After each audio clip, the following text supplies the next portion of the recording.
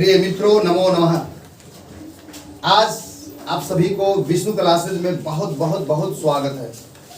आज आपके समक्ष मैं मैथ नहीं, साइंस नहीं, वो चीज लेकर आया हूं जिससे हमारे देश की संस्कृति टिकी हुई है, हमारी अस्मिता, हमारी इज्जत, हमारी पहचान है पूरा विश्व में, जिसके लिए भारत जाना जाता है। आज संस्कृति लेकर आया हूं। और आप सभी जानते हैं कि हमारा देश जो गुलाम हुआ, ये गुलाम कैसे हुआ? यहाँ पे अंग्रेज आए और अंग्रेज ने सोचा कि कैसे गुलाम पूरी तरह से बनाया जाए। उन्होंने एक उपाय सोचा और क्या सोचा कि यहाँ की जो शिक्षा है, यहाँ की जो एजुकेशन है, वो विश्व में सर्वोपरि है। आप सभी जानते हैं कि पूरे विश्व का गुरु है भारत। नालंदा विश्वविद्यालय पूरे विश्व के विद्यार्थी यहाँ पढ़ने आया करते थे। उन्हें शिक्षा पर जोर किया, चोट पहुंचाया और क्या किया? उन्होंने कहा कि जो भी संस्कृत पढ़ेगा उनकी नौकरी सरकारी नहीं लगेगी।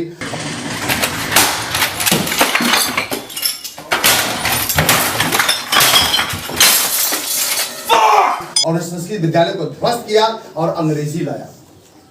अंग्रेजी लाकर सबको अपने अंग्रेजियत में रंग दिया और वहीं से शुरू हो गया हमारे देश की बर्बादी। हम अपनी अस्मिता को भूल गए और माँ से मम्मी हो गया, पिता से डैडी हो गया और हमारे कल्चर को ध्वस्त कर दिया। तो जब हम संस्कृत पढ़ेंगे तो हमारी संस्कृति की पहचान आएगी। तो लीजिए, आपके समक्ष मैं लेकर आया हूं आज क्लास 10th का इंपॉर्टेंट चैप्टर, जो मैट्रिक बोर्ड के ख्याल से इंपॉर्टेंट है ही हमारे जीवन जनमानस के लिए, जीवन जीने के लिए कला सिखाता है। यह नीति श्लोक पाठ जो देख रहे हैं, सप्तम पाठ है, नीति श्लोक आज लेकर आया हूं। प्यारे विद्यार्थियों, यह जो चैप्टर है आपके लिए सबसे ज्यादा इंपॉर्टेंट चैप्टर है ऑफ क्लास 10th का एंड नीति श्लोक। यह लिखा हुआ सप्तम पाठ नीति श्लोक। सप्तम माने 7, पाठ माने पाठ, नीति और श्लोका। यहाँ श्लोका लिखा हुआ, श्लोका बहुवचन है, श्लोका है। और ये अकारांत पुल्लिंग, अकारांत जो है, सॉरी अकारांत है और बहुवचन है, बालका, बालका, बालका। क्योंकि ये जो श्लोक है बहुत सा है, इसीलिए बहुवचन में श्लोका हो गया। अब चलते हैं नीति। नीति वो चीज होती है जो हमें किस समय में कब और कैसे बात करना चाहिए, यह नीति है। और नीति, नीति ये कभी भूत नहीं हो सकता, यानी कभी खत्म नहीं हो सकता। यह जब तक दुनिया चलता रहेगा, सत्य रहेगा, सत्य रहेगा, सत्य रहेगा। हाँ, किसी किसी की नीतियां खराब भी होती है, अलग चीज है, लेकिन किस समय पे कब और क्या बोलना चाहिए, यह जो सिखाए वही नीति है।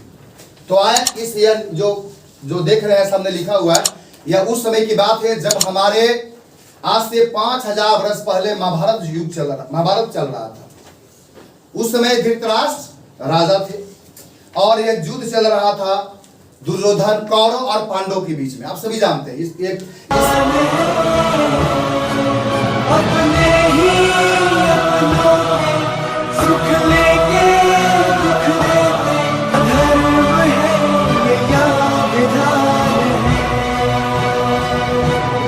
युद्ध को आप लोग जानते हैं।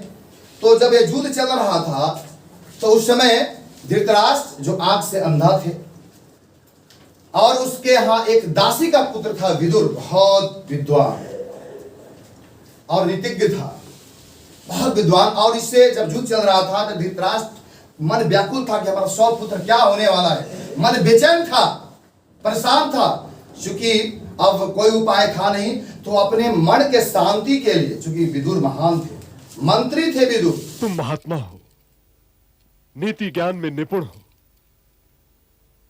प्रिय अनुज, तुम मेरा मार्गदर्शन करवाओ। इस चैप्टर में भी आता है कि विदुर कौन थे? तो विदुर थे मंत्री। क्या थे? मंत्री थे। तो उन्होंने क्या प्रश्न किया है, तो लेकर आता हूं आप सभी के बीच। कभी कभी आप कुछ बोलते भी रहिएगा। उन्होंने पहला प्रश्न किया है, कः पंडित उच्यते। देखिए, उच्चते लिखा हुआ है, यह कर्मवाची में है। कथते, लिखते, पढ़ा जाता है, कहा जाता है। तो देखिए, पहले हम श्लोक की ओर चलते हैं आज।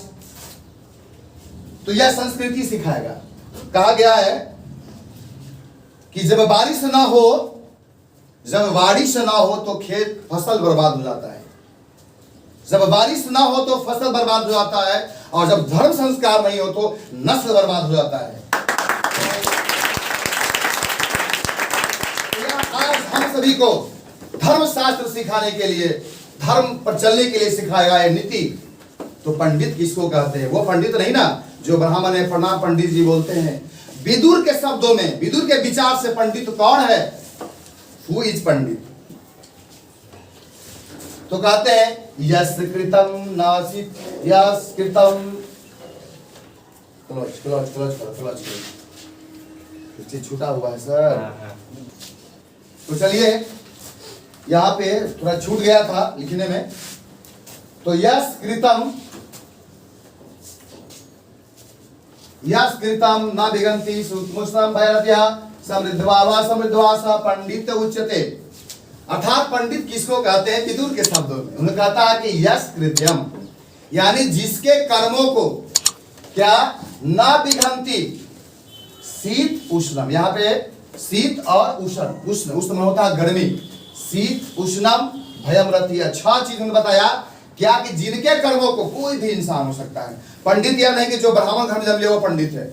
विदुर शब्द में पंडित कौन है? कि जिनके कर्मों को नजारा, शीत मने जारा, उष्ण मने गर्मी, भय मने डर, और रति का मतलब होता है आनंद।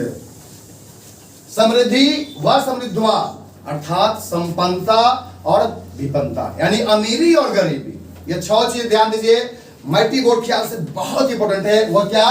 कि जिनके कर्मों को न जारा, न गर्मी, न डर और नहीं आनंद, और नहीं अमीरी और गरीबी बाधा पहुंचाए, उसी को पंडित कहते हैं।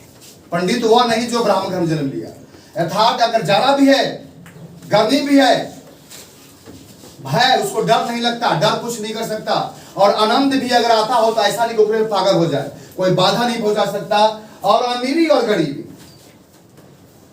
गरीबी अगर गरीब है और उसके बाद उसे किसी भी तरह का कोई बाधा ना पहुंचाए, अर्थात उसको रोक नहीं पाए, गरीबी है तो हमको पेट में अन्न नहीं है, हम कैसे क्या कर पाएंगे दुनिया में, तो इस सब कोई बाधा उसे नहीं पहुंचाता। कोई भी तरह से 6 वो चीज करे यहाँ पे, यस कृतम न दिगंति शीतोष्णम भैरत्या समृद्धवा समृद्धवा। पंडित, उसके पंडित किसको कहते हैं? कि जिनके कर्मों को न जारा, न गर्मी, न भय, न रति, रति मतलब होता है आनंद, या कर सकते हैं इसको भावुकता, समृद्धि जिसको संपन्नता बोलते हैं, अमीरी बोलते हैं, और असमृद्धि मतलब होता है गरीबी। ये 6 चीज जिसको बाधा नहीं पहुंचाता है, जिनको कर्म, कोई भी कर्म, अगर किसान भी पंडित हो सकता है, अगर अपने खेती कर रहा है, अगर दिल से खेती कर रहा है, ये सारा चीज उसको कुछ नहीं। अगर ठंडा रहेगा, सोचिए आप लोग भी, अगर ठंडा का मौसम है, आप खेती करना है और नहीं आज नहीं जाएंगे तो खेती ठीक से नहीं हो पाएगी। ये नहीं कह रहे कि जाति से पंडित हो सकता है, पंडित कोई भी हो सकता है, इनके विचार से। अच्छा चीज जिसको कर्म को बाधा नहीं पहुंचाए, अगर टीचर है, डॉक्टर है, ये 6 चीज बाधा पहुंचाए नहीं। अमीरी गरीबी से कोई मतलब नहीं है। लाल बहादुर शास्त्री का आपने नाम सुना है, हमारे देश प्रधानमंत्री थे। वे जब जाते थे पढ़ने के लिए तो अपने शर्ट और पैंट को नदी टप जाते थे और किताब को ऐसे किए हुए और तैर कर जाते थे उस तरफ। सोचिए क्या पहुंचाया उनको बाधा, ये गरीबी थी। तो इस तरह से करके ऐसे बहुत महान लोग हुए हैं जिनको ये सारे चीज, जो भी महान हुआ है, यानी इसको आप पंडित कह सकते हैं, ये 6 चीज उनको बाधा नहीं पहुंचाया। तो क्लियर हो गया। इसको क्या करेंगे कि जिनके कर्मों को जारा, गर्मी, शीत मने ठंडा, उष्ण मने गर्मी, भय मने डर, रति मने आनंद, और संपन्नता और विपन्नता, इसका सरल अर्थ में अमीरी और गरीबी बाधा नहीं पहुंचाता है, उसे क्या कहते हैं? पंडित कहते हैं। उच्चते, कथते, कथते में कहा जाता है या कहते हैं। ये पहला सब ये हो गया। अब चलते हैं दूसरा श्लोक की ओर। श्लोक का मतलब होता है पद, पद, श्लोक मतलब पद हिंदी में होता है। तो ततज्ञ सर्वभूतानां जो गज्ञ सर्वकर्मणां उपाज्ञो मनुष्याणां नरः पंडित उच्यते। ततज्ञ, यह ज्ञ जो लिखा हुआ है, ज्ञ यह है प्रत्यय, ज्ञ का मतलब होता है ज्ञाता। यहाँ तो ततज्ञ सर्वभूतानां, ततज्ञ माने तत्व, रहस्य, ततज्ञ सर्वभूतानां, सर्व माने सभी, भूत माने होता है जीव, जो सारे जीव को, रहस्य को जानता है। जीव मतलब कि मनुष्य ही नहीं, पंडित दूसरा, और पंडित किसे कहते हैं, दूसरा श्लोक में आपको देखने को मिलेगा कि पंडित वह कौन है, तत्वज्ञ सर्वभूतानाम, सभी जीवों के रहस्य को जानने वाला, कुत्ता बिल्ली आदमी कोई भी उसका आंतरिक रहस्य को जानने वाला हो। योगज्ञ सर्वकर्मणाम, और उसके कर्म का फल जानने वाला, कौशल जानने वाला हो, फल की ये काम करेंगे तो क्या फल मिलेगा।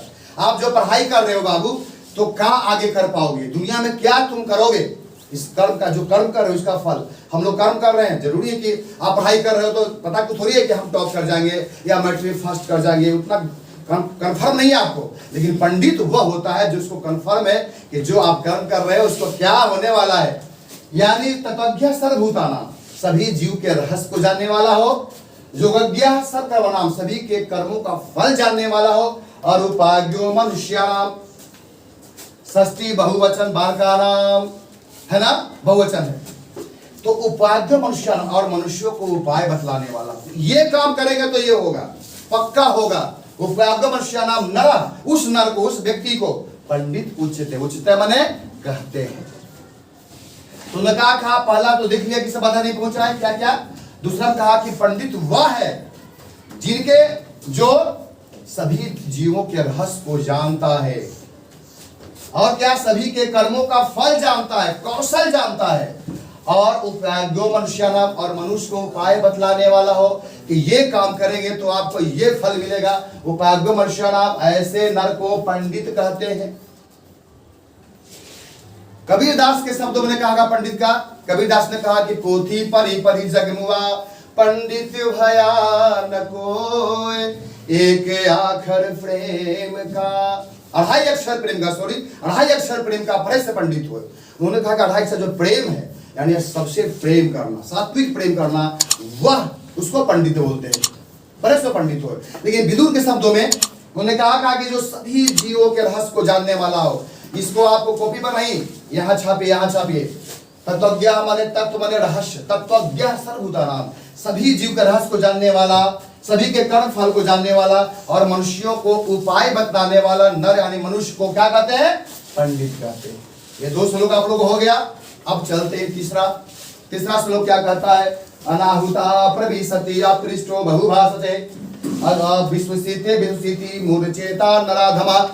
तीसरा बात यहाँ से पंडित से अलग हटके कहे, यह कह रहे हैं विदुर धृतराष्ट्र के मन के शांति के लिए। उधर युद्ध चल रहा है, मार कस के चल रहा है, अर्जुन का तीर, भीष्म का गद्दा चल रहा है, कर्ण का तीर चल रहा है, और ये इनका मन व्याकुल धृतराष्ट्र का। और विदुर ने बहुत बहुत अच्छे ढंग से समुचित उत्तर दिए है। यहाँ देखिए बहुत ज्ञान की बात है हम सभी के लिए। यहाँ तो था कि पंडित कौन है, लेकिन अब यहाँ जो है हम सभी पूरे जनमानस के लिए यह ज्ञान का एक समंदर है। अनाहुता प्रविशति अपृष्टो बहुभाषते अविश्वसते विश्वसिति मूढ़चेता नराधमा। क्या बात कही विदुर। अनाहुता प्रविशति, बिना, अनाहुता माने बिना बुलाए, प्रविशति बिना बुलाए कहीं जाने वाला, बिना बुलाए कहीं अगर जाते हैं तो अपने पूरा सुनिए। अपृष्टो बहुभाषते, अपृष्टो बिना पूछे बोलने वाला, बहुत बोलने वाला। इसका मैं व्याख्या कर रहा हूं। अविश्वसते विश्वसिति, अविश्वसनीय व्यक्ति पर भी विश्वास करने वाला। मूर्छेता, मूढ़ मने मूर्ख, चेता मने हृदय वाला, मूर्ख हृदय वाला। और नराधमा, नर प्लस अधम, वो नर अधम, अधम माने गिरा हुआ, नीच है। इस सबको नीच कहा गया तीन बात को, जो बिना बुलाए कहीं जाता है। अगर आपके किसी का फंक्शन चल रहा है और आपको आमंत्रित नहीं है और आप चले जाते हैं तो आप नीच हैं और मूर्ख हैं आप। इसको थोड़ा सा हम 2 मिनट के लिए वाक्य लेकर चलता हूं। यह धार्मिक कहानियां हैं कि शिव और सती दोनों पति पत्नी हैं, शिव और सती एक बार आपस में अपना बात कर रहे थे और उसी समय आकाश मार्ग से देवी देवता लोग जा रहे थे, आकाश मार्ग से। तो सती पूछती है कि स्वामी ये कौन लोग हैं और कहाँ जा रहे हैं आकाश मार्ग से। शिव अंतर्यामी तो सब जानते थे, यह जा रहे हैं प्रिय, ये जा रहे हैं हमारा ससुराल और तुम्हारा नैहर। हाँ, तो हमारा ससुराल और तुम्हारा नैहर। क्यों? सती पूछती है, सती क्यों? क्योंकि यज्ञ कर रहे हैं। राजा थे कौन है? दक्ष। शंकर जी के ससुर का नाम था यक्ष, दक्ष था। दक्ष के 60 पुत्रियां थी, इसमें 60 में से यह सती भी थी। तब बोले कि अच्छा क्या जग हो रहा है? तब जीत के कि मैं तो जाऊंगी तब। तो शिव जी बोलते हैं, बौढ़ावा भगवान बोलते हैं, अरे पागल पगली, हमको तो आमंत्रित हुआ नहीं, वहां ब्रह्मा विष्णु देवी देवता सब लोग हैं, हम लोग को नहीं बुलाया गया है, तो क्यों जाओगी? तो बोले चाहे कुछ भी हो जाए, दुनिया ऐसी की तैसी पलट जाए, लेकिन मैं जाऊंगी। बता दूं विद्यार्थियों कि 3 हठ बहुत जबरदस्त है। 3 हठ जो इसका कोई सानी नहीं है। वो कौन है? बाल हठ, स्त्री हठ और साधु हठ। शास्त्रों में मैंने इसे पढ़ा, ये 3 हठ जो ऐसा हठ है, जिद कहते हैं हठ का मतलब बाल हठ। अगर छोटा बच्चा जिद कर ले, ये खिलौना हमको चाहिए तो चाहिए ना, हम लेवे करेंगे, पापा के पास पैसा आएगा नहीं है, उसको मतलब हम चाहिए, हमको चुक्का चाहिए, और चुक्का में हमको हाथी चाहिए, तो आपको करना पड़ेगा, उसके सामने झुकना पड़ता है। बाल हट के सामने सबको झुकना पड़ता है। आप सभी बच्चा थे, आप भी अपने मम्मी पापा से बहुत जिद करते थे कि हमको ये शर्ट चाहिए, ये खिलौना, मिठाई तो खाए वो। गार्जियन को कैसे भी करना पड़ता है। बाल हट। और सबसे खतरनाक हट स्त्री हट है। यह स्त्री हट, जब एक बार स्त्री हट कर ली तो फिर चाहे कितना भी, बहुत कहानियां इस पर है, वो कभी बताऊंगा आप लोग सामने। अच्छे मर्द को झुकना पड़ता है उसके हट के सामने। अरे दुनिया के छोड़ो ने यार, शंकर भगवान को झुकना पड़ा। देखिए कहानी में वह जीत कर दी कि हमको बस जाना है नैहर, हम जाएंगे। बुलाहट क्या मतलब?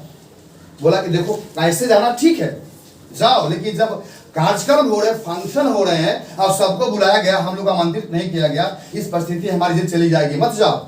लेकिन नारी हट है। क्या कहते हैं इसको नारी हट को? तो निश्चित तौर पे ध्यान दे इधर, नारी हट तो वह जीत कर दी। लेकिन शंकर भगवान क्या करते हैं? हट के सामने झुकना पड़ा बौढ़ावा को, और वो रथ के द्वारा, अपना किसी तरह से रथ के द्वारा उसको वहां पहुंचाते हैं। अब वहां पहुंचाते हुए देखते हैं कि वहां पे बहुत भीड़ है, सबका आसन लगा हुआ है, जयकार हो रहे हैं, हवन जो जग का जो हवन है वो हवन प्रज्वलित है, और कोई इनसे बात नहीं करता। उनके पिताजी भी बात नहीं करते। 59 जो बहने थी, कोई बात नहीं, सिर्फ बात की वह सिर्फ माँ, थोड़ा सा माँ बात की। और वहां पे सबकी जय हो रहा है, ब्रह्मा की जय, विष्णु की जय, इंद्र की जय, सूर्य भगवान की जय, सबकी जय हो रहा है। लेकिन शिव जी का कुछ नाम निशान नहीं है। बाप रे बाप, इतना अच्छा दामाद, भगवान दामाद हो, लेकिन ससुर दामाद में कुछ हो गया था। तो बहुत बड़ी लंबी कहानियां हो जाएगी, चूंकि चैप्टर पर आते हैं। तो वहां पे क्या हुआ? जब देखा कि इतना हमारे पति का अपमान हो रहा है, कोई हमसे बात नहीं कर रही है, मेरी बहन भी, मेरे बहनोई भी, और जितने भी लोग आए हुए हैं, यज्ञ हो रहा था, हवन था ही कुंड वहां पे, और देखती कि अब तो मैं उधर से भी गया, पति से भी गया, और यहाँ भी देख रहे अपमान हो रहा है। वो अपमान को सह नहीं पाती है और जाकर वह हवन कुंड में कूद जाती है हवन कुंड में। और कुंड के बाद शंकर भगवान को अंतर्जामी है, उनको पता चल जाता है, और वो दौड़े चले आते हैं। कूद गई, और उसके बाद उसे कंधे पे लेकर जल रही है, सती जल रही है। मति खराब हो गया था, जब मति खराब होगा तो एक गति होगा। तो उसके बाद वो कंधा पर लेकर भागते हैं, और ऐसा कथा है कि जहां जहां उनका अंग गिरा है वहां वहां स्थान बन गया है। जैसे आंख गिरा, कहीं नाक गिरा, कहीं गर्दन गिरा, कहीं बाह गिरा, तो 52 जगह सती स्थान बन गया है। भारतवर्ष में 52 जगह सती स्थान है, जहां पर आज लोग जाकर अपनी मनोकामना को पूर्ण करते हैं। तो देखिए सती यहीं पर नाश हो गई। क्यों?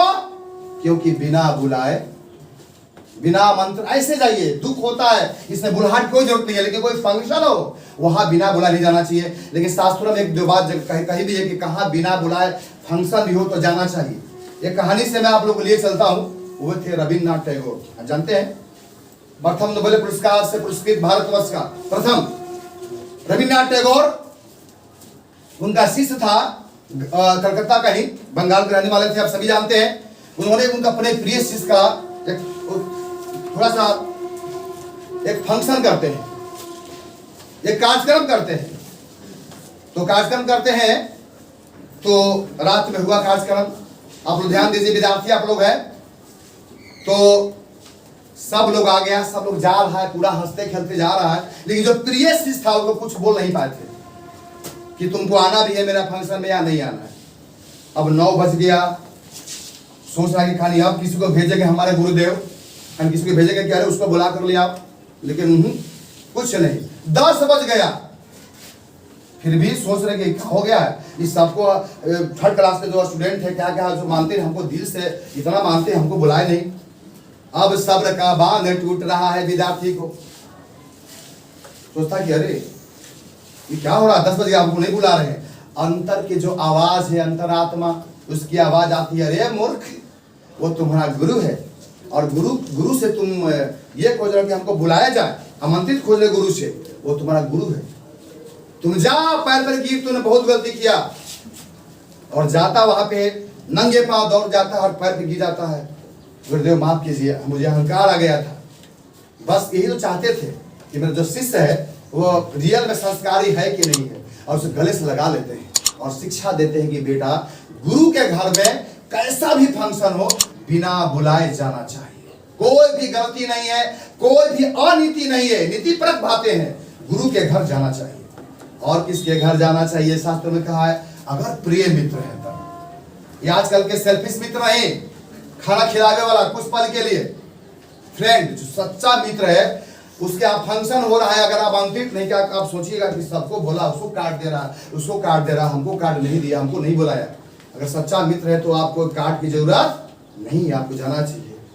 और कहाँ जाना चाहिए? तो धर्मस्थल में, वहां बढ़ाट की थोड़ी जरूरत पड़ती है, वहां सबके दरवाजा खुला हुआ है। तो ये 2-3 बातें जहां पे बिना बुलाए जाना चाहिए। देखें आपने, एक बात अनावता परविशति, तो आप कभी भी अब जीवन में ऐसा गलती ना करेंगे। कहीं फंक्शन हो रहा है तो बिना आमंत्रण के, बच्चा थे तो अलग बात है भाई, अगर गांव में कोई फंक्शन हो रहा है तो छोटा बच्चा से बिना आमंत्रण जाके घपलाए नमक करते रहता है, बच्चा को माफ है।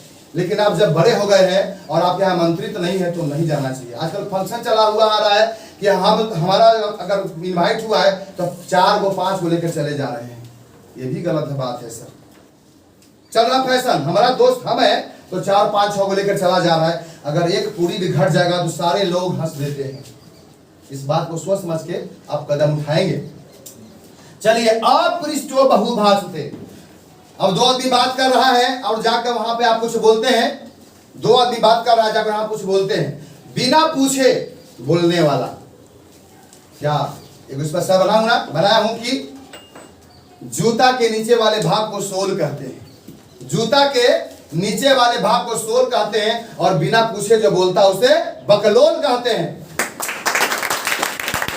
तो भाई कभी भी 2 व्यक्ति बात कर रहा है वह नहीं बोलना चाहिए। बहुभाषा खूब बच्चा बच्चा बोलते रहता है, वो भी नीच है, वो भी गिरा हुआ है, इसलिए यह सीख दे रहा है। और क्या है? अविश्वस्ते विश्वसीति, और अविश्वसनीय व्यक्ति पर भी विश्वास करता है।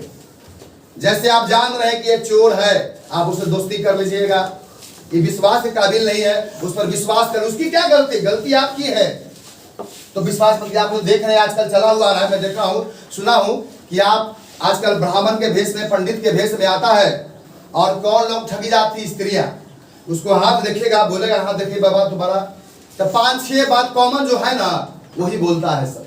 देखा ठगवान के मरना लात से, उसको हाथ से क्या कहता है देखिएगा। ओहो, देखिए इसमें लिखा हुआ आपके पति कमाते तो है जरूर, लेकिन ऐसे आता है, ऐसे चला जाता है, ये कॉमन बात।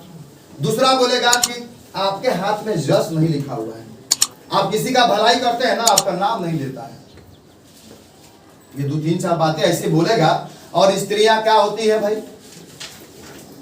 क्या होती है? आंसू विश्वासी होती है, जल्दी विश्वास करने वाली। अब बाबा तो भगवाने हो गए, आइए बाबा सही करें, हम बाबा इतना हम करते हैं सब लोग के लिए, हमको कोई नहीं देखना चाहता है, कोई हमको सलियत नहीं देता है। बैठा लिया और धीरे धीरे करते करते सारा चीज ऐसा देखा भी गया कि देखा कोई सामान रखा हुआ है और औरत पति स्त्री जो अंदर कुछ लाने गई, वहां कोई कीमती सामान रखा हुआ लिया, रफू चक्कर गए।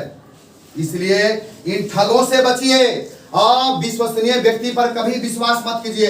नहीं तो विदुर ने क्या कहा है कि मूर्ख चेता है, वह मूर्ख हृदय वाला है। और क्या नरा अधम, नर जोर अधम, यह दीर्घ संधि है। और अ मिलके क्या बनता है? अ जोर अ मिलके क्या बनता है? आ। तो नर जोर अधम, नर अ और अ, नराधम हो गया। अधम, नराधम, वो नर जो गिरा हुआ नीच है। तो आप ये देख लीजिए, कहीं भी बिना पूछे, देखिए इसका पढ़ने का मतलब मैट्रिक बोर्ड में आपको परीक्षा में आता है, इसका मतलब सिलेबस में क्यों दिया भाई? क्या केवल उस रट कर परीक्षा में लिखने के लिए? हम सभी को, मैं भी उसमें हूं, हम सभी को इसको जीवन में इंप्लीमेंट करने के लिए, उतारने के लिए। कोई नया चीज सीखिए तो उसको उतारने की कोशिश कीजिए। तो बिना पूछे आज से आप लोग संकल्प ले लीजिए कि बिना आमंत्रण के कहीं नहीं जाना चाहिए। और दो आदमी बात कर रहा है तो बिना पूछे नहीं बोलना चाहिए। यदि आपको कोई राय नहीं ले रहा है और आप बोलते रहते हो तो क्या होंगे आप? विदुर शब्दों में मूर्ख और नीच हो जाएंगे। चलिए आगे चलते हैं। यह चौथा श्लोक आपके लेकर बीच में आया हूं भाई। क्या है कि एको धर्म परमम श्रेय, क्षमयका शांति उत्तमा, विद्यका परमा तृतीय, हिंसका सुखावा। अब क्या कहते हैं? इससे अलग है। एको धर्म परम श्रेय, सबसे श्रेष्ठ चीज धर्म, सबसे श्रेष्ठ चीज धर्म है, यानी धर्म का पालन करना। हम टीचर है तो टीचर का क्या धर्म है? सबसे श्रेष्ठ यही है। आप छात्र हो तो छात्र का क्या धर्म है? पिता हो तो पिता का क्या धर्म है? पुत्र है तो पुत्र क्या धर्म है? अगर आप पड़ोसी हो तो एक पड़ोसी प्रति क्या धर्म है? अगर आप देश के रहने वाले हो तो देश के प्रति क्या धर्म है? अपने समाज प्रति क्या धर्म है? सबसे श्रेष्ठ चीज उन्हें विदुर नहीं कहा। एको धर्म परमेश्वरीय। हालांकि धृतराष्ट्र को ये ज्ञान दे रहे हैं कि धर्म क्या है। आप राजा है तो राजा का क्या धर्म है, प्रजा है तो प्रजा का क्या धर्म है। सबसे श्रेष्ठ चीज है एको धर्म परमेश्वरीय, क्षमयका शांति उपमा। और यदि आप शांति चाहते हैं, अगर शांति चाहते हैं तो सबसे उत्तम चीज, शांति उत्तम चीज है क्षमा कर देना। गलती तो हर इंसान से होती है, क्षमा कर देना। क्षमा कर देंगे, अगर आप कोई गलती करता है उसे क्षमा कर देते हैं तो आपको शांति मिलेगी। लेकिन यहाँ पर कवि के शब्दों में कहा गया है कि क्षमा सोबती उस भुजंग को जिसके पास गरल हो, उसको क्या जो दंतहीन विषहीन विनित सरल हो। क्षमा सोबती उस भुजंग को, भुजंग माने सांप, क्षमा सोबती उस भुजंग को जिसके पास गरल हो, गरल मतलब जहर, सांप में जहर हो, उसको क्या जो दंतहीन दांत नहीं हो, विषहीन, अब विनित माने सरल, विषहीन विनित सरल हो। अर्थात अगर सांप एक है और उसके पास दांत भी नहीं है, विष भी नहीं है, और कोई इसको बच्चा ढेला मारे और सांप कह जाओ तुमको माफ कर दिया, इसको क्षमा नहीं कहते हैं। अगर आप बड़े हैं और छोटा बच्चा कोई गलती किया, आप जा रहे हैं, ढेला आपको मार दिया, ईंट मार दिया, कुछ बोल दिया, आप बड़े हैं तो आप उसको क्षमा कर सकते हैं, जाओ जाओ तुमको माफ कर दिया। लेकिन आपने गलती किया छोटा के प्रति, और छोटा बच्चा कहता कि जाओ भैया तुमको माफ कर दिया, जाओ जाओ, नहीं नहीं नहीं नहीं, एक बड़ा छोटा को माफ कर सकता है। जो कवि ने कहा कि क्षमा सोबती उस भुजंग को जिसके पास गरल हो, जहर हो, वो क्षमा कर सकता है। जिसके पास दांत हो, जहर हो, क्षमा सोबती उस भुजंग को जिसके पास जहर हो, उसको क्या जो दंतहीन, दांत नहीं है अब विष भी नहीं है, वो क्षमा नहीं कर सकता। यानी आप अपने से छोटे को क्षमा कर सकते हैं। तो क्षमा करने से क्या होगा? आपको शांति की प्राप्ति होगी। इतना गुड़ बात है भाई। अगर आप कोई गलती कर, आप लोग देखते हैं छोटी छोटी बात पे झगड़ा हो जाता है, बड़ा लोग छोटे लोग पे अत्याचार करते हैं। लेकिन आप शांति चाहते अगर है तो गलती कोई करता है, जहां तक सीमा है क्षमा कर देना चाहिए। तो क्या हुआ? एको धर्मा प्रेमश्रेय, क्षमयका शांति उत्तमा, विद्या का परमा तृप्तिय। और परम तृप्ति जो प्यास मिटती है वह विद्या से होता है। जब आप विद्या पढ़ाई करेंगे, जब पढ़ाई का आपके पास विद्या होगा, इससे मन का जो अभिलाषा है वो मिटता है। आप डॉक्टर बनते हैं, इंजीनियर बनते हैं, अच्छे इंसान बनते हैं। जो विद्या जब आपके पास आती है तो फिर क्या, सरस्वती माँ ही आ गई तो फिर क्या करना है। तो विद्या से मन की तृप्ति मिटती है, जो मन की अभिलाषा इच्छा है। और अहिंसका सुखावह, और क्या कहें? अहिंसा सुखावह, अहिंसा, न हिंसा करना, सुख की प्राप्ति, सुखावह यानी सुख की प्राप्ति। अगर चाहते हैं आपको सुख की प्राप्ति हो तो अहिंसा कीजिए। अहिंसा माने हिंसा नहीं करना। आप क्या सोचते हैं किसी को दिल दुखाकर आप सुख से रह जाइएगा? कतई संभव नहीं है। हिंसा तीन चीज से होता है, मनसा वाचा कर्मणा। मन से, वचन से और कर्म से, ये तीन से ही अहिंसा होता है। मन से, वचन से, कर्म से। मन से आप किसी को बुरा चाह रहे हैं, गलत कर रहे हैं आप मन से, वो हो गया, वो भी अहिंसा, वो भी हिंसा हो गया। मनसा वाचा, मन वचन से किसी को कटु वचन बोल रहे हैं और उसको आघात पहुंचा रहे हैं। तो जैसे अगर कोई लंगड़ा इंसान जान रहा है, कोई लांगर, पैर से लांगर है और उसको क्या बोल रहे हैं, रे लंगड़ा सुन तो, अंधा रे अंधा सुन तो आप अपने वचन से करत बोल रहे हैं, करवाहट में आप बारिश कर रहे हैं। तो हमें उससे कहा गया है कि सत्यम बर्यात प्रियम बर्यात, असत्यम बर्यात, सत्यम बर्यात प्रियम बर्यात। सत्य बोलो और प्रिय बोलो, सत्यम बर्यात और प्रियम बर्यात। सत्य बोलो, प्रिय बोलो। असत्यम जो है, असत्य जो है, अगर वह सत्य है, सत्य जो है वह प्रिय बोलना चाहिए। अगर सत्य ही है और अप्रिय है तो नहीं बोलना चाहिए। जैसे लंगड़ा है, वो सत्य है, वो लंगड़ा है, लेकिन अप्रिय अगर है तो नहीं बोलना चाहिए। तो क्या कहा गया है, हाँ, अहिंसा सुखावा।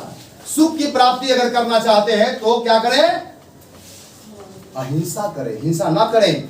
तो ये चौथा जो श्लोक है उसका क्या अर्थ हुआ कि सबसे श्रेष्ठ चीज दुनिया में क्या है, धर्म। क्षमता शांति रूप में, अगर शांति चाहते हैं तो क्षमा कर दीजिए, और मन की अभिलाषा करना चाहते हैं तो आपके पास विद्या होना चाहिए। विद्या से मन की तृप्ति मिटती है और अहिंसा से सुख की प्राप्ति होती है। तो इस तरह से आप लोग को 4 श्लोक जो समझाया। अब आगे फिर इसको अगला श्लोक उतारेंगे और उसके बाद अभी 6 श्लोक बचा हुआ है और 6 में 1 से ज्ञान की बातें हैं। तो अब लेते हैं छोटा सा break. A few moments later.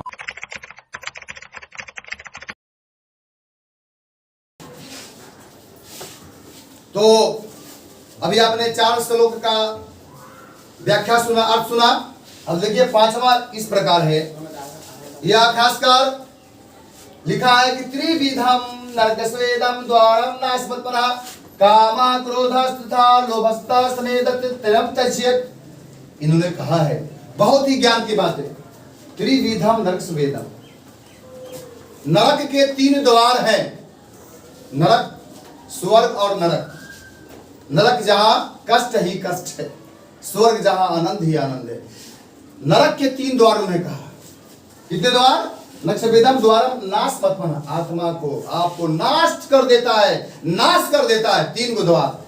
परीक्षा में आते हैं कि नरक के कितने द्वार हैं, 3 द्वार हैं। तो कौन कौन 3 द्वार हैं भाई जो मनुष्य को नाश कर देता है।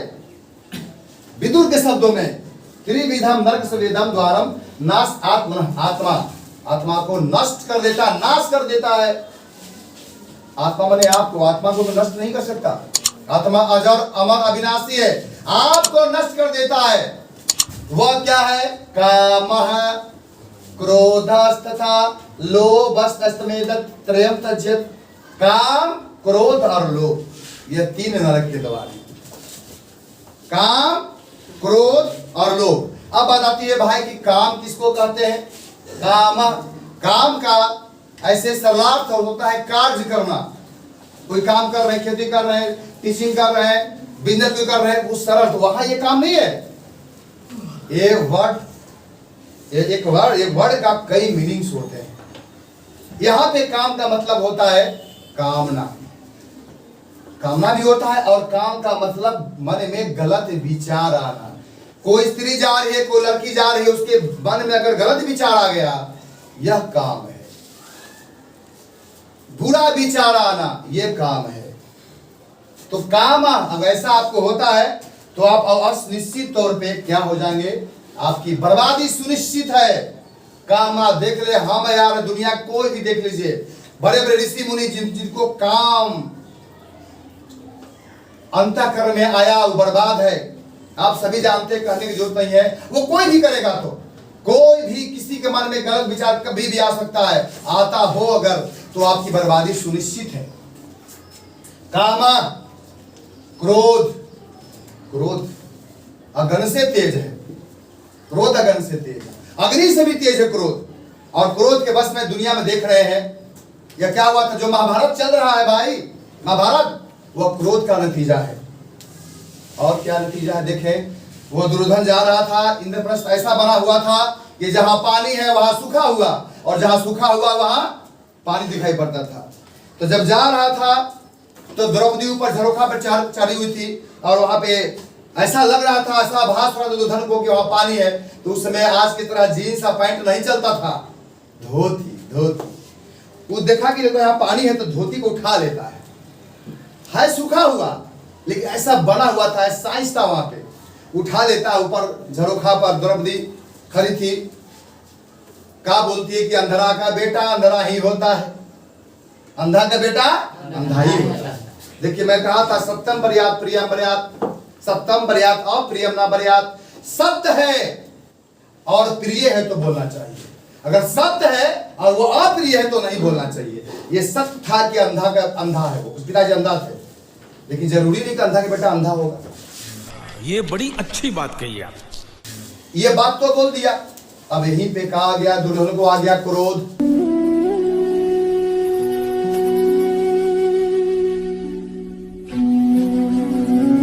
नया नया किया दिमाग पर शोध, और कहां पहुंचा दिया सबको, युद्ध के मैदान में, जहां आज ये चल रहा है। महाभारत से लिया गया है, जैसे गीता उसी तरह से महाभारत से लिया गया है, और वो क्रोध का नतीजा है।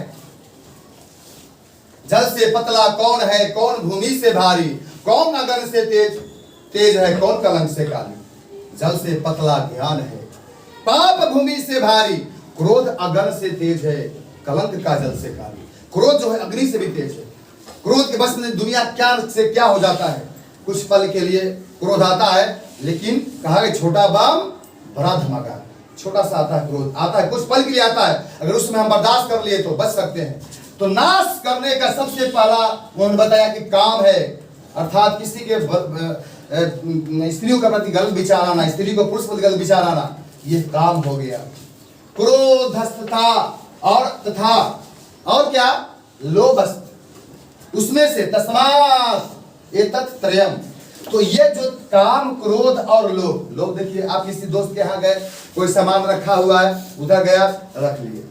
किसी को आप फल उपजाए हुए हैं, अमरूद है या फसल है, आपने लोभ आया कि चल देखना को थोड़ी है, चना उपजाया हुआ है, और खेत वाला जो किसान है वो नहीं है, और धर के उसको आप कबार लेते हैं, लोभ आ गया। तो पकड़े जाइएगा तो वही होगा। देख रहे हैं आजकल ट्रेन में, आजकल देखने को मिल रहा है भाई, हर सब पूरे भारतवर्ष में।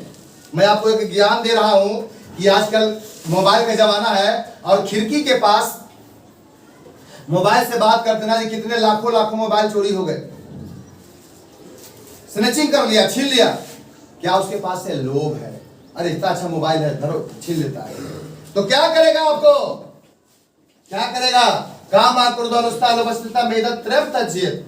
नाश कर दे इस चीज को, तीनों को त्रय मने तीनों को क्या करना, तेज मने त्याग देना चाहिए भाई। तो अब इसको पूरा समझिए कि नरक के कितने द्वार हैं, 3 द्वार हैं। परीक्षा में आवत है, नरक कितने द्वार, 3 द्वार। कौन कौन, काम क्रोध लोभ। तो विदुर साहब क्या कह रहे हैं कि भाई मेरे 5000 पहले की बात है, यही नीति है जो कभी बीती नहीं होता, हमेशा इधर गिर रहता है कि काम, इसको सलाह समझिए कि काम क्रोध और लोभ यह 3 नरक के द्वार है, इसलिए जो मनुष्य को नाश कर देता है। काम क्रोध और लोभ मनुष्य को क्या करता है, नाश कर देता है। अतः तीनों को क्या कर देना चाहिए, त्याग देना चाहिए। त्रयम् त्यज्येत्, तीनों को क्या करना चाहिए, त्याग देना चाहिए।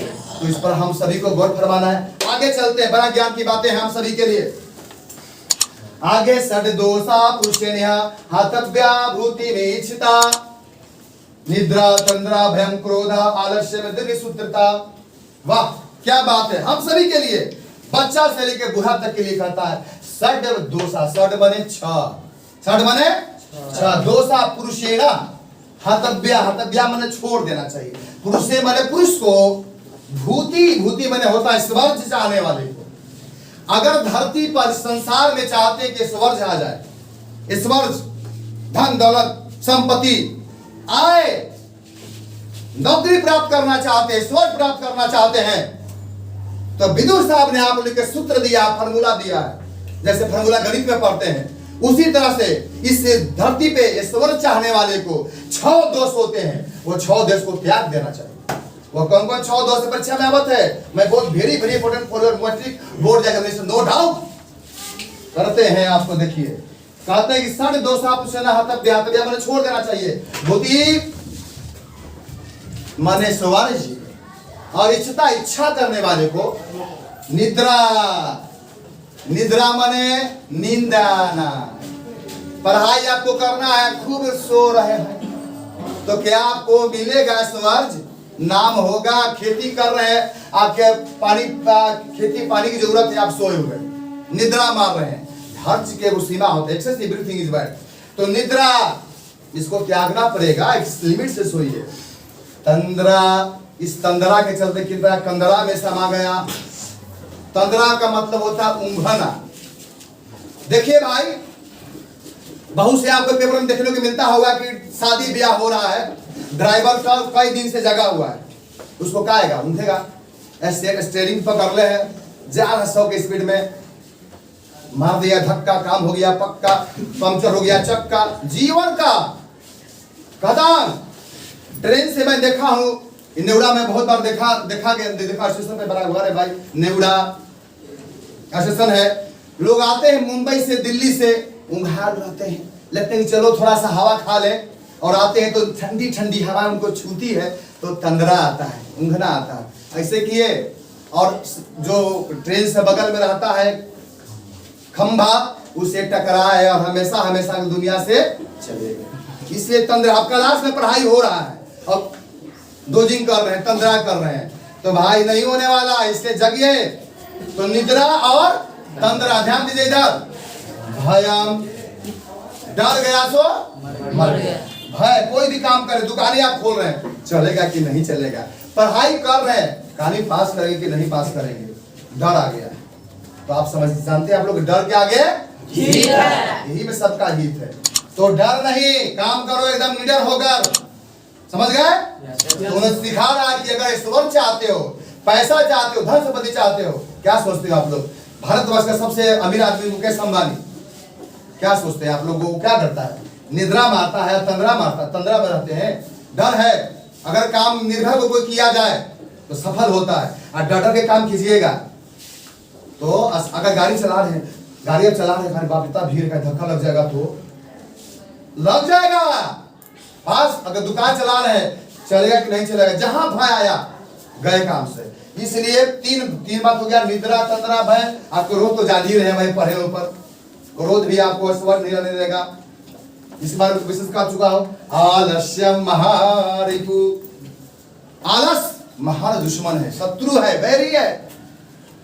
आलस इंसान को बर्बाद कर देता है। इसलिए क्या होना चाहिए? एक्टिव होना चाहिए, एकदम सक्रिय होना चाहिए। किसको इच्छा नहीं करता बाबू बताओ? तो जो अभी समय चल रहा है, भोर में उठने का किसको इच्छा करता है? लगता है ऐसा सा सो जाते, लगता है कि अगर उस समय कोई उठाना लगता है कि कुछ जान मार दे, लेकिन घर गार्जियन उठा रहा है तो आप तो मार नहीं सकते, लेकिन अंदर अंदर क्रोध तो आता है। और हमको भी आता था भाई, ऐसा कोई थोड़ी बात भी नहीं आता है। लेकिन उस समय जो आलस को दूर भगा दिया तो क्या होगा? आप निजात पा लीजिएगा। फिर देखिए वही मूड फ्रेश हो जाता था। आलस को दूर भगाइए, सबसे बड़ा दुश्मन है। और दीर्घ सूत्रता, दीर्घ सूत्रता का मतलब है आज का काम कल पर टालना। कल कर लेंगे ना, कल कर लेंगे, छोड़ो ना, आज को थोड़ी बात है। तो भाई रावण भी कहा था, रावण शिक्षा लिया। जब रावण मरणासल था उस समय रामचंद्र जी कहे थे कि लक्ष्मण जाके ज्ञान ले लो। उसमें एक बात यही कही थी, मैं सोचा था कि धरती से स्वर्ग तक सीढ़ी बना दूंगा, और मैं सोचते ही रह गया, कुछ नहीं हुआ। माने चाल मटोल समय का चोर। रहीम साहब क्या कहें? काल करो से आज करो, आज करो से अब, पल में परलय होएगा, बहुरी करोगे कल। लेकिन जब मूर्खवन होता है वो क्या कहता है? काल करो, अभी जो रहीम साहब कहे कि काल करो से आज करो, आज करो से अब, पल में परलय होएगा, बहुरी करोगे कल। कब करोगे? कल का काम आज करो, आज का काम अभी करो। लेकिन क्या कहता है लोग कि आज का काम कल करो, कल करो से परसों, अभी क्या जल्दी है भैया, जीना है अभी बरसों।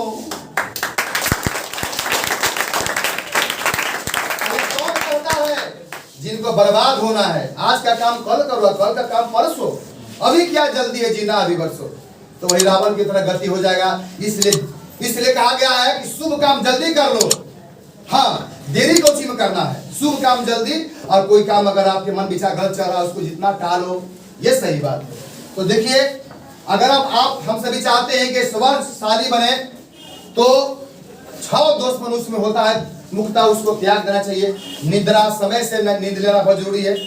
अब दिन भर सोए रहे, जब लड़पन खेल में खोया जवानी, नींद भर सोया, बुढ़ापा देख कर रोया उम्र बीत जाती है।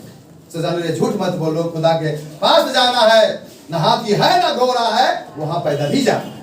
तो भाई, जवानी मिला है सोने के लिए नहीं, जवानी मिला है जज्बा, जोश, तरंग और कर्मठता बनाने के लिए, कर्म करने के लिए और जीवन भर ऐश करने के लिए। जवानी इसके लिए मिला है। तो ये 6 चीज को त्याग दिया बउआ लोग, हमको भी है, ऐसा नहीं कि आपको कह रहे हैं, तो हम सभी को त्याग देना चाहिए। अब चलते हैं आगे। मैट्रिक बोर्ड में इससे बहुत बार आ चुका है, अगला जो देख रहे हैं, सत्य नरस्ते धर्मो विद्या जोगे नरस्ते मिर्जा रस्ते रूपम कुलम वृत्ते नरस्ते। कहता कि सत्य नरस्ते धर्म, सत्य से धर्म की रक्षा होती है, सत्य से धर्म की रक्षा होती है। अगर आपके पिताजी 100 रुपया दिए बाजार से कुछ सामान लाने के लिए, और आपने क्या किया, 50 रुपया खर्चा किया और 50 के पॉकेट में, और आपने कहा पिताजी हाँ लीजिए पैसा लाओ, नहीं सब खर्चा हो गया, क्या हुआ, आपने झूठ बोला, आपने पुत्र धर्म नहीं निभाया, आपने सत्य बोला ही नहीं। तो सत्य से किससे रक्षा होती है, धर्म की रक्षा होती है। सत्य न रक्षते धर्मो, धर्म की रक्षा किससे होती है, सत्य से। धर्म से किससे होती है, सत्य से। किसकी रक्षा होती है,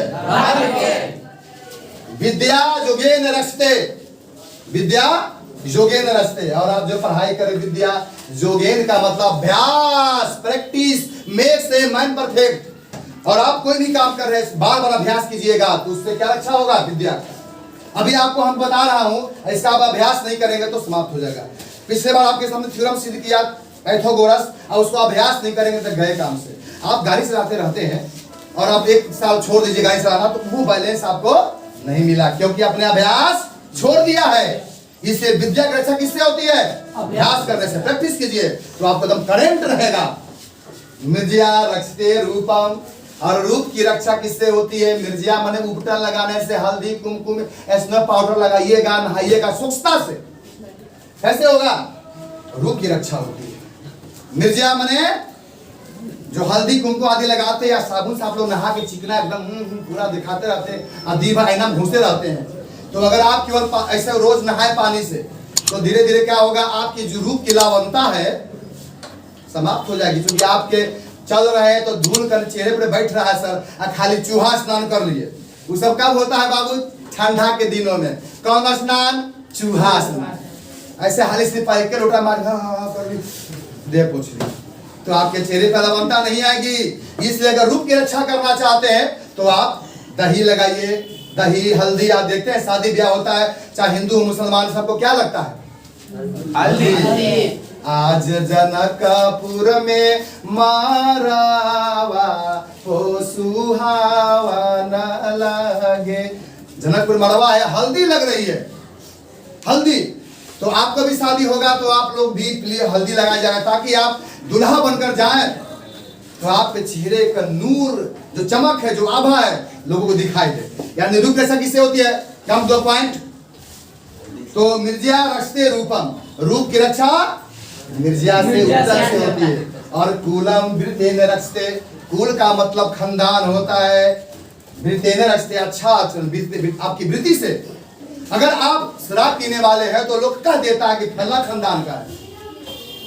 भाई अच्छे आचरण कीजिए, अच्छा वृत्ति रखिए, तो आपकी कुल की रक्षा होती है। ये देख लीजिए रक्षा, सत्यम, एक बार फिर देख लीजिए, सत्यम रक्षते धर्मो, धर्म की रक्षा किससे होती है, विद्या जोगेन रक्षते, विद्या की रक्षा किससे होती है, अभ्यास करने से। और रूप की रक्षा मिर्जिया लगाने से, और कुल की रक्षा अच्छा वृत्ति से। ठीक है, तो इस तरह से आप लोगों को ये 7 हो गए और मात्र अब 3 बचे हैं और 3 लेकर मैं तुरंत आ रहा हूं। A few moments later.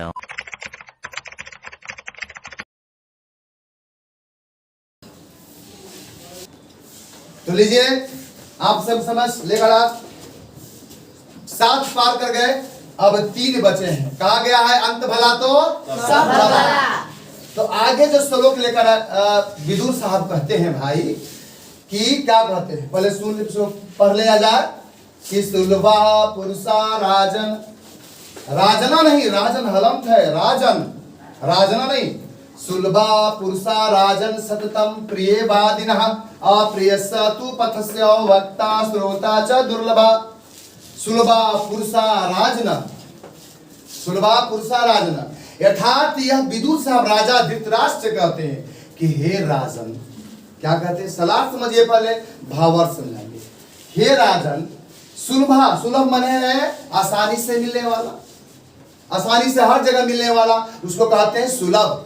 आप लोग कहीं जा गए होंगे, पटना दिल्ली का लिखा था सुलभ शौचालय, मतलब आसानी से आप प्राप्त कर लीजिए। सुलभ है, जो हर जगह मिलता है उसको सुलभ बोलते हैं, और जो कहीं कहीं मिलता है उसको दुर्लभ कहते हैं। सुलभ और दुर्लभ। तो राजा से विदुर साहब कहते हैं, बहुत विद्वान थे, दासी के पुत्र, भगवान विद्वान।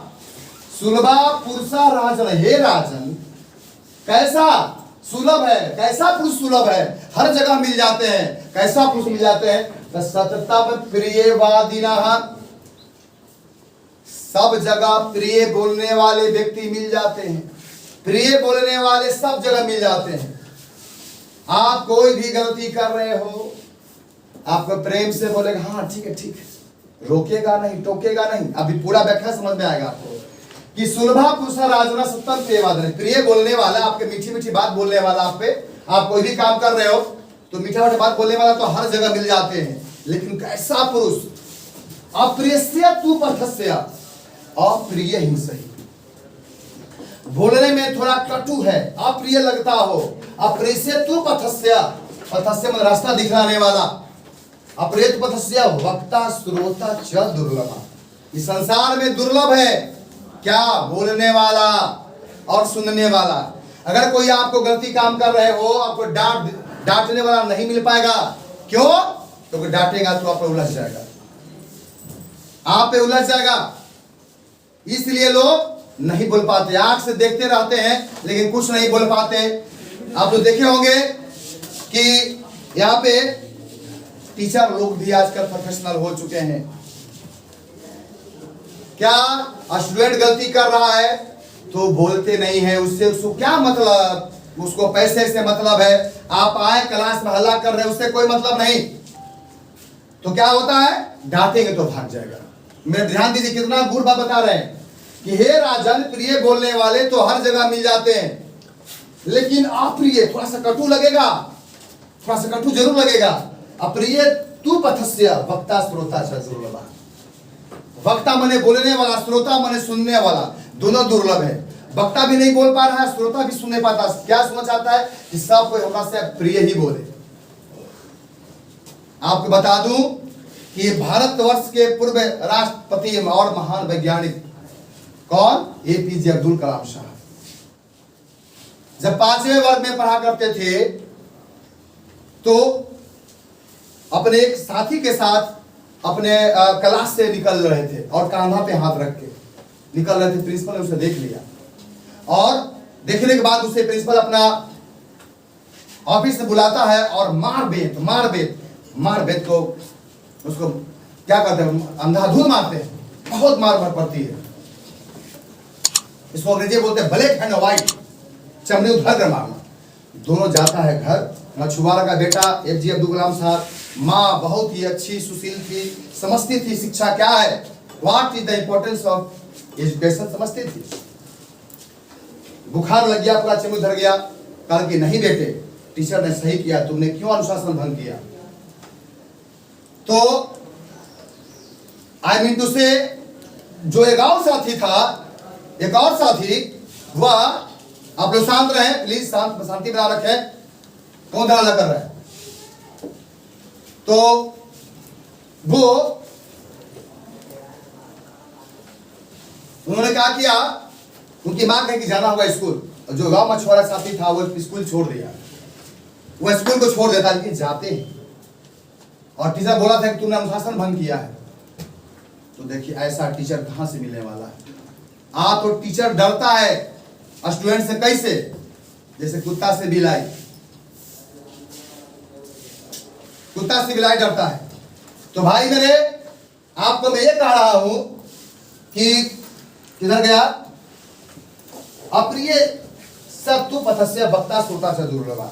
राजन का हे राजन, इस संसार में प्रिय बोलने वाले तो हर जगह मिल जाते हैं, सुलभ है, लेकिन अप्रिय ही सही, लेकिन सही बात बोलने वाला, पथस्य माने मार्ग दिखाने वाला, बोलने वाला, सत्य बात बोलने वाला, सही बात बोलने वाला, इस संसार में वक्ता भी दुर्लभ है और श्रोता भी दुर्लभ है। याद कर लीजिए, यदि आपको मीठी मीठी चुपड़ी चुपड़ी बातें कर रहा है और आप गलत काम कर उसमें साथ दे रहा है, तो सावधान, वो आपका दुश्मन है, वैरी है। लेकिन अगर मुंह पर आपको डांट रहा है, बोल रहा है, तो उसको गोद पकड़ लो, बाबू आपके लिए हितैषी है, आपका मित्र है। याद कर लेना, ये इससे शिक्षा मिलती है आपको। देख लीजिए, कोई अगर गलत काम कर रहा है, सिगरेट पी रहा है, दारू पी रहा है, बच्चा का जुआ खेल रहा है, देख रहा है गांव का आदमी कुछ नहीं बोल रहा है, दो कारण से, पहला भल्ले खेल रहा है, बर्बाद हो जाए, दूसरा ये सोचता है कि हम बोलेंगे तो हमने को डांट देगा, इसलिए वक्ता श्रोता दोनों दुर्लभ है।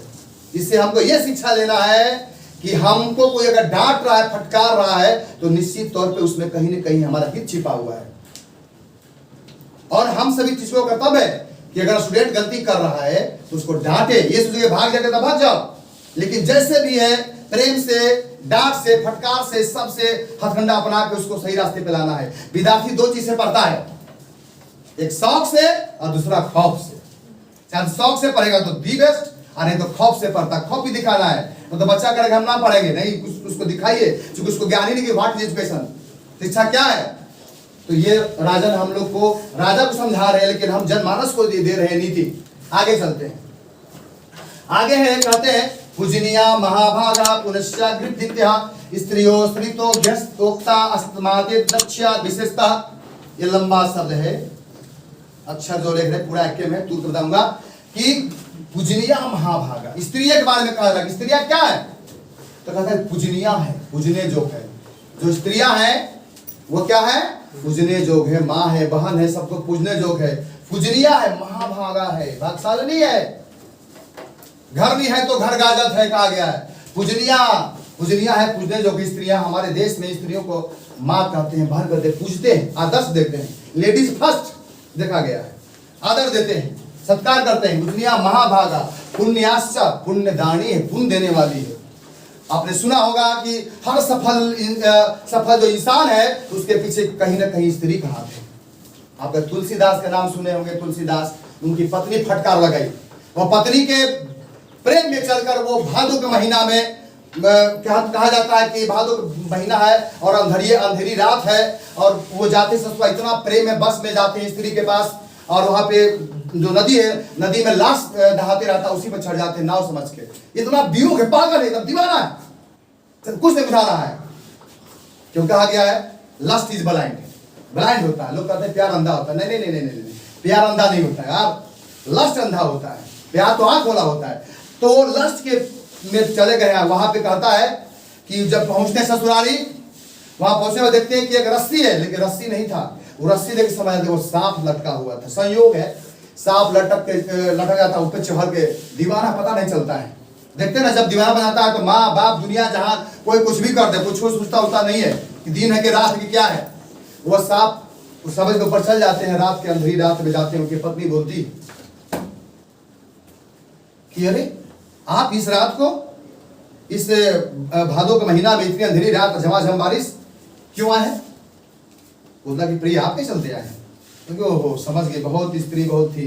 देखिए यहाँ से, इस शरीर के लिए आए हैं आप, इस हार मास के शरीर के लिए, जहां पर कान से देखिए खाली गंदगी, नाक से गंदगी, मुंह से गंदगी, गंदगी निकलने वाला मां छिद्र है, महकता रहता है। इससे क्या प्यार करते हैं? चमड़ा का इमलास से, इमास से प्यार करते हैं आप चलिए, आप मेरे पति हैं, डांटती है, फटकारती है, और लग गया करेंट। 1% नहीं 100% लग गया करंट स्त्री का, बात चुभ गया। जैसे दुर्योधन का चुभा था, बतावा अब महाभारत हो गया भाई, वही चल रहा है। अंधरा के बेटे अंधेरे होता, लग गया, कब किसको कौन बात लग जाए, लगा। और वो तुलसी, देखिए बहुत लंबी कहानी हो जाएगी। फिर वो तुलसीदास बन गए, रामचरितमानस के रचयिता। वाह क्या बात है, क्या कहना है स्त्री का डांट। तो क्या हुआ, पुण्यदायिनी होती है स्त्रियां। तो मैं कहा था कि हर कामयाब पुरुष के पीछे किसी किसी नारी का हाथ होता है, चाहे उसकी पत्नी हो, चाहे उसकी माँ हो, उसकी बहन हो, जो भी हो, प्रेमिका हो, जो भी हो, स्त्री का हाथ रहता है। तो स्त्रियां क्या है, पूजनीय, पूजने जोग है, महाभाग्यशालिनी है, पुण्यदायिनी है और गृहदीप्त्या है, घर को रोशन करने वाली है, घर की दीप्ति है, घर को रोशन करती है। अगर घर में स्त्री नहीं है तो घर यूं देखिए गंदा रहेगा, वो साफ सुथरा करती है इसको। तो क्या करना चाहिए, स्त्रियां, और स्त्रियां जो स्त्रियां होती है, स्त्रियां, स्त्री से आया है लक्ष्मी होती है। स्त्री क्या होती है, लक्ष्मी होती है। इसलिए घर में घृतोक्ता तस्मात् द्रक्ष्या, इसलिए उसको ऐसे स्त्री को क्या करना चाहिए, द्रक्ष्या माने रक्षा। स्त्री क्या करना चाहिए, रक्षा करना चाहिए, जो घर में उसकी रक्षा हो, विशेष रक्षा होना चाहिए। आज स्त्रियों को दहेज के लालच में लोग देखिए कितना जिंदा जला देता है, क्या प्रताड़ना करता है। वो कोई भी करे, मैं भी करूंगा, दुनिया में कोई भी स्त्री को सम्मान करने लायक है। हाँ, स्त्रियां भी कोई होती है तो उसको दूसरे तरीका से तुलसीदास ने कहा है, ढोल गवार शूद्र पशु नारी ये सब तारन के अधिकारी। तुलसीदास कहे, बहुत लंबी बात हो जाएगी कि स्त्री को कैसे रास्ते पे लाया जाए, कैसे प्रेम से केवल ना। स्त्री को ज्यादा अगर आप मारते हैं, आप भी अभी कुंवारे हैं, शादीशुदा हो, शादी आपका होगा, और स्त्री को अगर मारना शुरू कर दीजिएगा ना तो थेथर हो जाएगी सब, और उसके बाद आपको चंगुल में ले लेगा। लेकिन स्त्री को प्रेम से या कुछ और तरीका से उसको अपने बस में रखिए, नहीं तो मार के तो नहीं हो सकता, तब तो आपको मार खाते खाते बया हो जाएगी। चलिए भाई, तो इस तरह से स्त्रियों को विशेष रक्षा करना चाहिए। और कहा गया all is well that is well. अब मैं चलता हूं अंतिम। तो समझ गए स्त्रियां क्या होती है, पूजनीय होती है। क्या होता है, भाग्यशालिनी। बहुतों को देखा गया है कि नौकरी की तैयारी कर रहा है, उम्र हो गया बेचारा का, शादी हुआ, शादी होते ही देखा गया कि शादी हुआ, शादी हुआ आते ही नौकरी लग गया। क्या बात, स्त्री के आने से वो उतने भाग्यशालिनी होती है। इसलिए हम सभी को कर्तव्य है कि स्त्रियों को विशेष करके किसी के माँ बहन को सम्मान करना चाहिए, रिस्पेक्ट दीजिए। घर में अगर शादी को नया स्त्री आती है, कोई लड़की आती है, उसको सम्मान मिलना चाहिए, तभी जाके आपके घर की शोभा बढ़ेगा। चलिए आगे चलते हैं, बहुत बात है भाई। अब है आकृति विनियोहंति। क्या बात, हत अनर्थम पराक्रम हंति नित्यम क्षमा क्रोध माचरो हंत लक्षण। बहुत ज्ञान की बात क्रम में भी है, अंत भला तो सब भला। आकृति विनियोहंति, आकृति, कृति में होता है यश, कृति माने यश, और आ जहां लग जाए, आ उपसर्ग, आ का मतलब होता है नहीं, आ मतलब नहीं, आकृति मतलब अपजस। अपजस को नाश कैसे करता है, विनय से, विनम्रता से। जैसे आप साइकिल से जा रहे हो, आपसे किसी को धक्का लग गया तो क्या करो, ऐठोगे, क्या करोगे बाबू, अच्छा बाबू गलती हो गया, गलती से हो गया, ऐठोगे तो ऐठा देगा, अब मार के तुमको बेड पर बैठा देगा। सोच लीजिए क्या ज्ञान की बातें दे रहे हैं। आपसे कीर्ति हो जाए, अपजस हो जाए, कोई गलती हो जाए तो कैसे नाश करेंगे जी, विनय करके, विनती करके, हमसे गलती हो गई बाबू क्षमा कर दीजिए, तो भाई नाश होगा। नहीं तो क्या होगा, वही होगा जो मंजूर खुदा होगा। आकृति विनियोहंति, हंति में नाश करना। ठीक है, सीख रहे हैं आप लोग। जब भी गलती हो जाए तो कैसे क्या करें, क्षमा मांग ले, गलती विनय से, विनम्रता पूर्वक। हत अनर्थम पराक्रम, आहा, यदि कोई आप पर अनर्थ कर रहा है, अनर्थ कर, आपका घर है का कि मेरा घर है, आपका साइकिल का कि मेरा साइकिल, आपका स्कूटर का मेरा स्कूटर, तो क्या कीजिएगा, तो कैसे नाश होगा जी, ये तो अनर्थ हो रहा है।